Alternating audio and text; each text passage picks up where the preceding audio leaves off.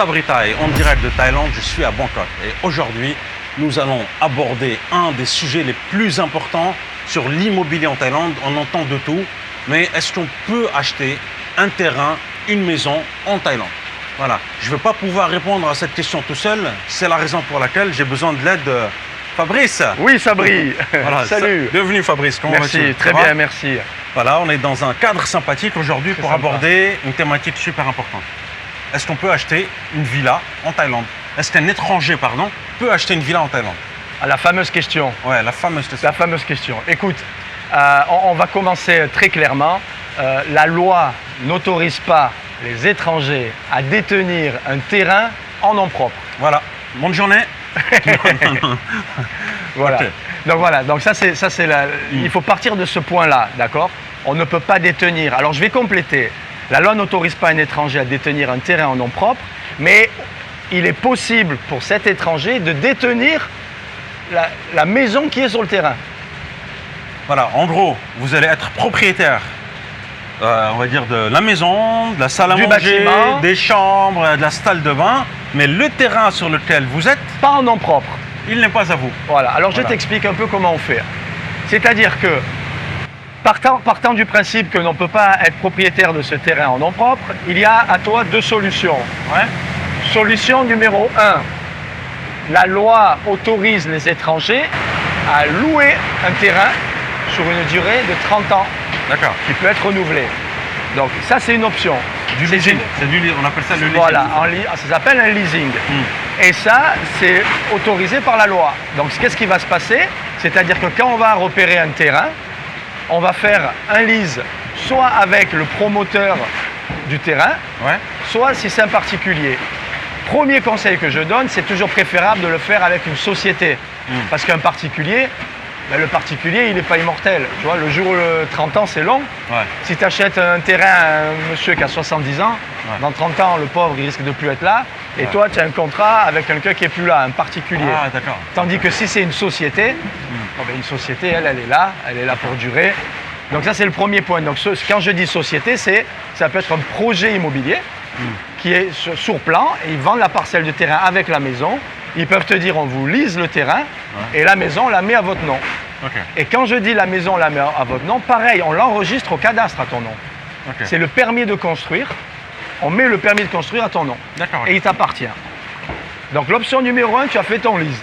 Donc tu te dis, super, j'ai leasé mon terrain pour 30 ans, la maison qui est dessus, elle est à moi, c'est super, j'ai ma maison. Alors après, c'est pas très français de parler de lease, tu vois, d'un terrain. Moi j'ai beaucoup de clients qui me disent, non, moi je veux pas 30 ans, je le veux à vie. Ouais. C'est possible ça. Alors l'autre option, vu que tu n'es pas thaïlandais, tu ne peux pas l'avoir en nom propre, il faut qu'une société thaïlandaise, parce qu'une société thaï, c'est comme un particulier thaï, c'est thaï, détienne le terrain et que toi, tu sois actionnaire de la société qui détienne le terrain. Ok. Maintenant, il faut savoir que dans l'actionnariat thaï, un étranger ne peut pas posséder plus de 49% de cette société. Donc là, ça va amener des commentaires. Ils vont dire, oui, mais moi, j'ai que 49%, je suis minoritaire. Cette société, j'ai 51% de Thaï qui ont plus de parts que moi. Sauf que en Thaïlande, ce n'est pas le nombre d'actions qui est le plus important, mais c'est d'être le directeur de la société. Être le directeur de la société. Donc ça veut Ou dire le que tu es décisionnaire en fait. directeur décisionnaire. Donc tu es minoritaire en part, d'accord? Tu as moins que la majorité, mais tu es directeur. Le directeur, il a le tampon ici, c'est avec le tampon de la société et la signature. Ok. Donc c'est toi qui prends les décisions de vendre ou de ne pas vendre. Maintenant, s'il y a un problème à voir et à dire, et on va parce qu'on dit les choses, on dit disons les tout, choses clairement. on dit les choses clairement. Quand on va aller au cadastre, et j'en parlais tout à l'heure du cadastre, Ouais. et qu'on va transférer ce terrain pour l'acheter, l'officier du cadastre, il va voir que cette société thaï, il y a des actionnaires thaï et des étrangers. Donc théoriquement, il faut que les actionnaires thaï ils aient participé à l'investissement. Et que ce ne sont pas des prête-noms. D'accord. C'est-à-dire qu'on a utilisé ces Thaïlandais uniquement pour être dans la société, mais qui n'ont pas participé financièrement à l'acquisition. Donc voilà, ça c'est des choses qui peuvent être contrôlées. D'accord. Moi je pensais que, après dis-moi, hein, corrige-moi si je me trompe, Ouais. tu dis qu'il y a 49% pour l'étranger, 51%, Thaï. on va dire Thaï. Je pensais qu'il y avait aussi peut-être un montage où certaines personnes, on va dire, léguaient leur part sur un document qui était signé a posteriori. Alors voilà, c'est ce que je disais tout à l'heure, donc c'est des nominés. Ça veut dire que ces tailles-là, c'est des prête-noms. Et ces des prête-noms, ils peuvent être contrôlés aujourd'hui. Le gouvernement taille est assez vigilant par rapport à ça et c'est possible qu'il les contrôle. D'accord. Donc il faut être vigilant. Il y a des solutions. Une des solutions qui est pas mal, c'est de monter une société 100% taille, avec par exemple un cabinet juridique, qui lui peut monter une société 100% taille pour le compte de clients. Et cette société 100% taille va liser le terrain. D'accord. Mais tu vas liser avec ton avocat. Donc tu es sûr qu'il va Alors est-ce que c'est mieux d'être propriétaire d'un terrain? Bon, il pleut là, il pleut à fond. Ouais, il peut pas grave. Est-ce que c'est mieux d'acheter un terrain en une maison ou de faire un lease et de prendre le risque de ne pas avoir un renouvellement? Écoute, en fait. Une des réponses, c'est le montant, ça dépend du montant de l'investissement. Si tu es sur une maison à 5-6 millions de bahts, tu te dis tu la lises pour 30 ans. Malgré que tu aies l'option de renouveler, tu peux partir au départ en te disant très bien, je l'ai que pour 30 ans. Au pire, scénario le pire, 30 ans. Donc tu te dis j'ai investi 6 millions de bahts pendant 30 ans, c'est pas mal. Tu vois, je l'aurais amorti. Donc sur des petits montants comme ça, 5-6 millions de bahts, ça vaut le coup. Maintenant, si tu achètes une maison à 15, 20, 30 millions de bahts, bon là les gens ils aimeraient la posséder complètement. Donc c'est pour ça qu'on rentre dans ces schémas de société taille. Après oui, je sais, il y a bien sûr que c'est comme ça. Après, moi, tu vois, ça fait 25 ans que je suis là, ça fait 25 ans que des gens ils possèdent les maisons. Ça marche comme ça. D'accord. Donc ça marche comme ça. Mais il faut dire que quand même, ça inquiète certaines personnes quand même. Mais c'est normal. De se dire, je ne peux pas posséder la maison, le terrain en mon nom, et la société, je suis minoritaire dedans. Oui, mais c'est encore pareil, il faut comprendre, parce que si on s'arrête à ça, c'est incomplet. Tu es le minoritaire, mais tu es le directeur de la société. Et en plus, pour aller au bout du truc, tu as des parts préférentielles. C'est-à-dire qu'une voix compte 10. Un étranger peut avoir des voix préférentielles. Donc c'est pour ça que ça ne se fait pas tout seul. Ça, il faut avoir un avocat. C'est quelque chose de technique. Mais si c'est bien fait, encore une fois, je répète, ça fait moi 25 ans que je suis là. Qu'on me cite un exemple de personne qui a eu un montage comme ça et qu'on a foutu dehors et qui a perdu toute sa maison. Alors que il n'y a pas. Donc c'est-à-dire que ça marche comme ça. C'est tout un système qui est comme ça. Que se passe-t-il si ta boîte a un problème? Demain, ta boîte a un pépin. Tu vois? Il y a une mauvaise déclaration ou la société devient passive, il n'y a pas d'activité. Eh bien écoute, ce qu'il y a de bien, écoute. Tu perds ta maison. Non, mais tu perds jamais en Thaïlande, tu perds jamais ta maison. Pourquoi? Parce que tu vas payer. Tu vas payer quoi? Eh bien, tu vas payer, si tu es à la faute, sur tes taxes, en retard, on va te dire retard de taxes, tu vas payer ça, plus une amende. Si tu n'arrives pas à payer, tu perds la maison. Ah ben oui, après il y a les scénarios. Oui, non, mais oui, après oui. Donc, voilà, il y a des façons aussi de perdre une maison. Ben oui, après si tu fais tout pour la perdre, tu vas arriver à la perdre. D'accord. Tu vois, en faisant mal les choses. Mais si tu fais bien les choses. Moi, encore une fois, je connais des gens qui ont ces montages-là depuis 10 ans, 15 ans. Ils ont toujours leur maison. Ouais. Est-ce que parfois on a eu. Ce qui peut, pour deux choses, pour donner une définition complète. Là où tu peux être embêté, les cas, quand tu arrives au cadastre, quand tu transfères ce terrain et que tu es 49. Je suis en train de me prendre la pluie. 49-51. Ouais. Là, l'officier, il va voir qu'il y a un étranger dans la société qui achète un terrain. Il peut bloquer. Ouais. Mais si tu achètes une maison d'occasion, une revente, et tu rachètes la société avec, tu ne passes pas au cadastre. Donc là, personne ne va le voir. D'accord. Donc là, tu es protégé. D'accord, ok. Est-ce qu'il y a quand même des aspects sur lesquels il faut faire attention? Ben encore une fois, il faut bien le faire, il faut avoir un avocat. D'accord. C'est le choix de l'avocat, on va dire, c'est la façon de ficeler le. C'est l'avocat qui va te faire le montage. Ouais. On ne fait rien, attention, on ne fait rien d'illégal. Ouais. C'est-à-dire qu'on fait c'est ça. Je pense que c'est ça l'aspect sur lequel on insiste en fait. C'est pas un montage douteux ou quoi que ce soit, c'est quelque chose de. Non, ben ça passera pas. Maintenant, ils contrôlent. Donc si on fait un truc foireux, on va être rattrapé. Donc on arrive à faire un montage pour que ça passe avec l'officier. Ça peut très bien avoir des tailles, on peut trouver des tailles qui investissent, des partenaires tailles. D'accord. Alors, on peut élaborer un peu plus sur le fait pourquoi. Ça va, ouais. C'est vrai qu'on se prend un peu la pluie là, mais. On le recule. Ouais, on peut reculer un petit peu. Non, il n'y a pas de pause, Fabrice. On fait pas de pause. Alors. Voilà, comme ça, on est bien. Alors, qu'est-ce qu'on disait? Moi, j'aimerais juste qu'on développe un peu plus sur le fait pourquoi, en Thaïlande, un étranger ne peut pas être propriétaire à son nom D'un terrain. d'un terrain, par exemple. C'est une mesure Donc, protectionniste. comme on l'a vu, ils autorisent à acheter un appartement. Donc, l'appartement en nom propre, pas de problème. En freehold, bien entendu, on parle de freehold, sinon on ne parlerait pas de propriété à 100%. Petite parenthèse, freehold, leasehold, qu'est-ce que ça veut dire? Freehold, ça veut dire que le terrain est détenu par la société qui fait le projet immobilier. Le terrain. Le terrain, Ouais, il y a un promoteur immobilier qui fait ou un condo ou des villas. d'accord. Il a acheté, cette société le possède, ce terrain. C'est du freehold. D'accord, ok. Donc elle peut revendre en freehold. Ok. Si maintenant cette société elle a fait un leasehold sur le terrain, elle revendra en leasehold. Leasehold, c'est en location longue durée. Freehold, c'est la pleine propriété. Égale pleine propriété. Ok. Donc vu que le promoteur il a acheté en pleine propriété, il revend, il découpe, il revend en pleine propriété. Ok. Si le propriétaire a acheté en leasehold, c'est-à-dire qu'il a fait un projet immobilier où il lease le terrain, ben, les parcelles de villas ou les appartes, il les vendra en lease. D'accord, ok. Pas pareil. D'accord, ok. Entendu. Donc, en fait, c'est une mesure, on ne peut pas acheter. Oui, ben, c'est une mesure en nom pour propre, parce protéger, que tu as pour compris. protéger le pays, etc. C'est-à-dire que le parce gouvernement thaï a peur, ils sont très conservateurs en Thaïlande, et ils ont peur que s'ils donnent l'accès au terrain aux étrangers, Ouais. ah ben là, les étrangers fortunés, On aurait qui, par exemple? On ben, aurait les beaucoup de Chinois, ils arrivent, ils achètent l'île. Ils s'achètent l'île, Koh Samui, combien on l'achète?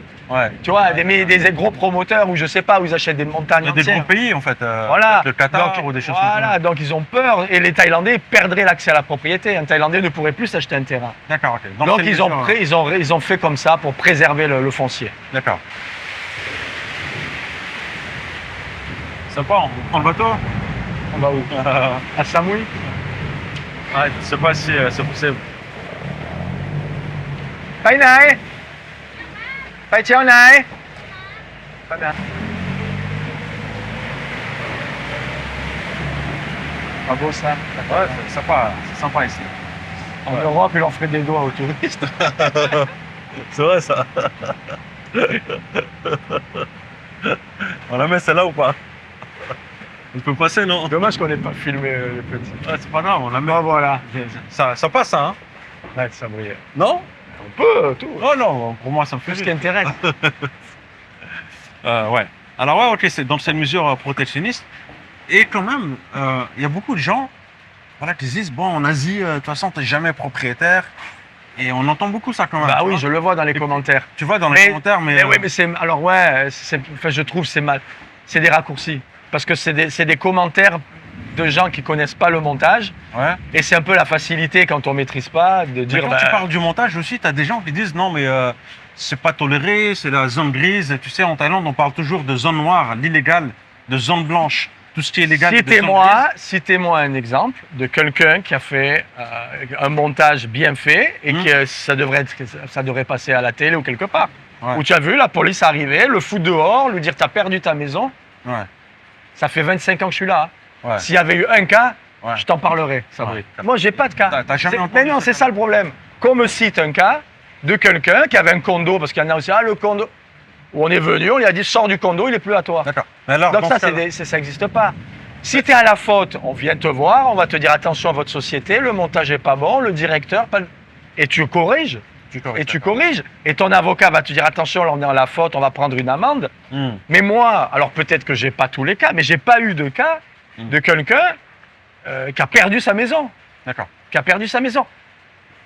Pareil, après on va te dire oui, les nominés, taille, si jamais ils savent qu'ils ont leur nom dans une société, ils viennent à la maison, ils te... Enfin, voilà, tu as toute une histoire. Ouais. Il faut savoir que quand tu montes ta société et que tu fais rentrer des nominés taille, au moment où tu montes ta société, tu n'as pas acheté encore la maison. Tu as monté avant la société.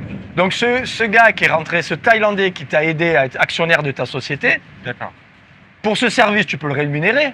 Tu dis, tiens, j'ai besoin d'un actionnaire taille. Sois actionnaire de ma société taille, je te donne 5000 bahts. Et tu me signes des parts en blanc, comme quoi tu as revendu tes parts déjà. C'est ça en fait. D'accord? Et ça, il peut le faire. Ça, c'est légal ou pas? Ben, et tu peux le faire. Tu as le droit de revendre tes parts. Ouais, mais tu revends tes parts, mais en fait, c'est signé a posteriori. Enfin, Ça, c'est. en Voilà. fait, je pense qu'ils mettent. Mais ce que je voulais finir là-dessus, Sabri, c'est pour aller au bout du truc, c'est de dire, c'est ce Taille qui est actionnaire de ta boîte. Une fois qu'il a monté et qu'il a signé dans l'avocat, il part, il fait sa vie. Mm. Donc si toi, un mois après que tu aies monté ta société, tu as acheté une maison, ce nominé Taille, même pas, il ne sait même pas où elle est cette maison. D'accord. Donc il n'est pas lié à la maison. On ne lui demande pas de venir voir la maison. D'accord, ok. Donc il ne sait même pas que tu as une maison. Ok. Et si le jour où tu revends ta société, il a déjà signé ses parts, donc le nouvel acheteur peut le sortir et remplacer avec des nouveaux tailles. D'accord. Ou toi, même mieux, ou toi, à l'avenir, tu as eu ces prête-noms pour démarrer, et au bout de 6 mois en Thaïlande, tu as sympathisé avec ta femme de ménage Thaï à qui tu fais entièrement confiance, tu lui dis, bah, tiens, tu vas rentrer dans ma société et je vais sortir l'autre. Tu peux changer les Tu actionnaires. peux changer Thaï. les actionnaires aussi. Ça coûte 4-5 000 bahts pour changer un actionnaire Thaï. Ok. Donc voilà. Il n'y a rien de flou. Est-ce qu'il y a quand même. Ben, un risque il faut quelque part bien le faire, voilà. Alors, c'est quoi le risque en fait? C'est trouver un bon avocat. C'est quoi le. Où est le risque? Où est le risque, la subtilité en fait? Où est la subtilité? Ben, le Où est-ce risque, qu'il faut faire attention? En fait, là, ok, je reformule ma question. ouais.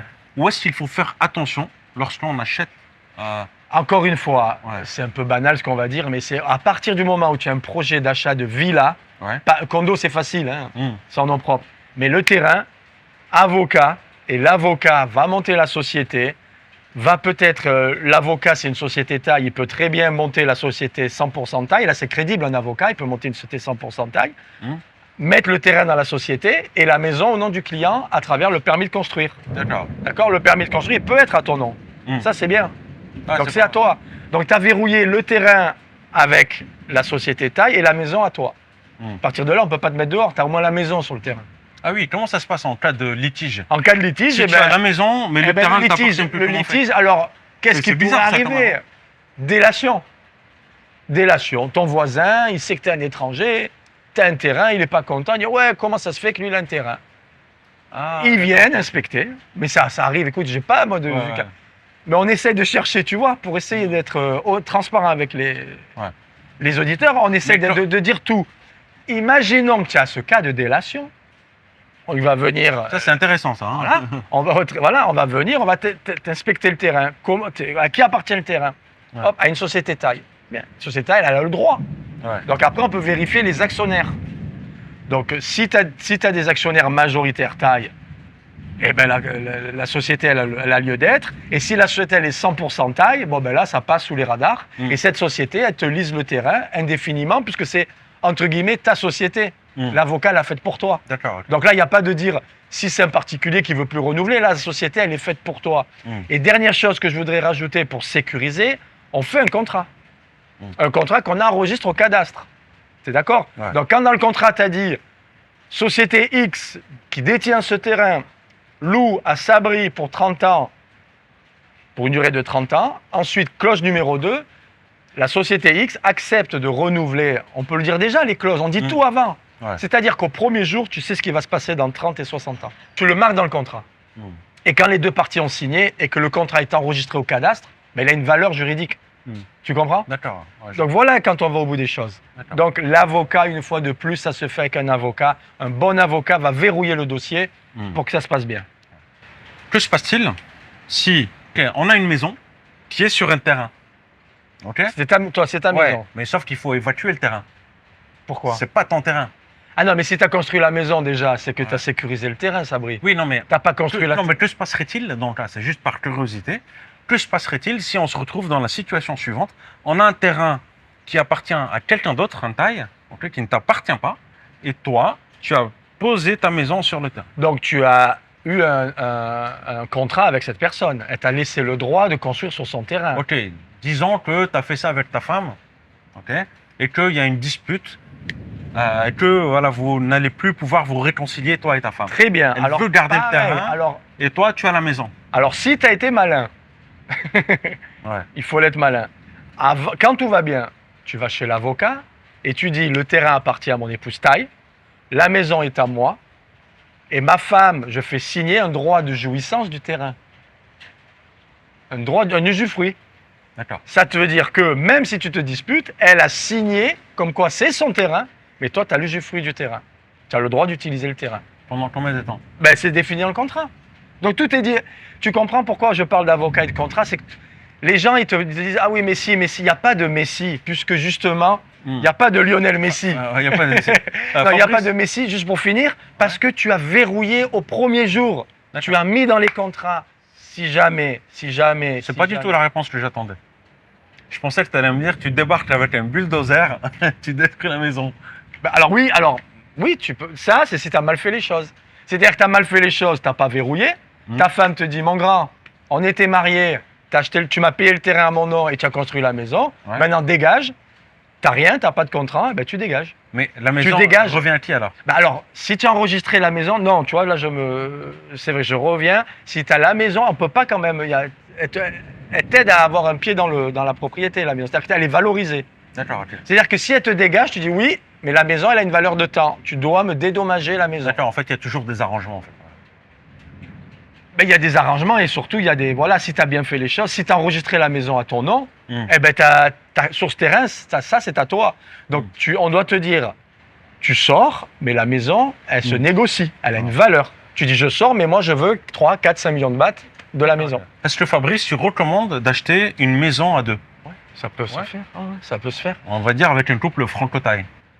Ben, alors oui, pour moi, c'est un bon schéma, puisque tu as là ton prête-nom, c'est ta femme thaï, donc c'est pas quelqu'un que tu connais pas. Après oui, on va pas parler que des couples qui divorcent quand même. Ouais, oui, tu vois aussi Sabri, il faut le dire, il y a aussi des couples qui fonctionnent. Et donc il y a des gens qui peuvent très bien être mariés avec une épouse thaï, ça se passe très très bien. Ils ont mis le terrain à leur nom, au nom de l'épouse thaï, la maison à leur nom, et ça dure des années, ça marche. D'accord. C'est très bien comme montage. Et en fait, voilà, si on fait un montage, on va dire un contrat à deux, il faut quand même se protéger sur les aspects. Quand tout va dont tu as bien, parlé. c'est quand tout va bien que tu prépares le contrat, pas quand tout va mal. Quand tout va mal, c'est trop tard. Ouais, c'est trop tard. Ouais. Alors en fait, si vous achetez à deux, c'est que là, il va falloir verrouiller. C'est que si un jour Il y a une dispute, c'est qu'on peut toujours le droit jouir du du terrain. Voilà. C'est ça? Pour une durée, de dire moi j'ai l'usufruit du terrain pour 30 ans. Et même si vous êtes fâché, ben, tu as l'usufruit du terrain. D'accord. Pour la maison, pareil. Dédommagement, pareil. En fait, ça a ses avantages d'être marié avec une Thaïlandaise. Eh ben oui, il n'y a pas que des inconvénients. Non, j'ai jamais dit ça. J'ai jamais dit ça. Non, il y a des avantages. Il y a des avantages en fait. Voilà. Donc, ok. Ben, écoute, Fabrice, merci infiniment pour tous ces détails, d'avoir Avec plaisir. éclairci un peu plus sur le fait voilà, de devenir propriétaire en Thaïlande. Voilà, c'est quelque chose de possible. C'est quelque chose de possible. On a vu les deux scénarios, villa ou appartement. Si vous avez des questions, n'hésitez pas à les poster en commentaire. Et si vous souhaitez rentrer en contact avec Fabrice, on vous met un lien dans la description. Il se fera un plaisir de vous répondre. Prenez soin de vous et à très bientôt. Ciao, ciao.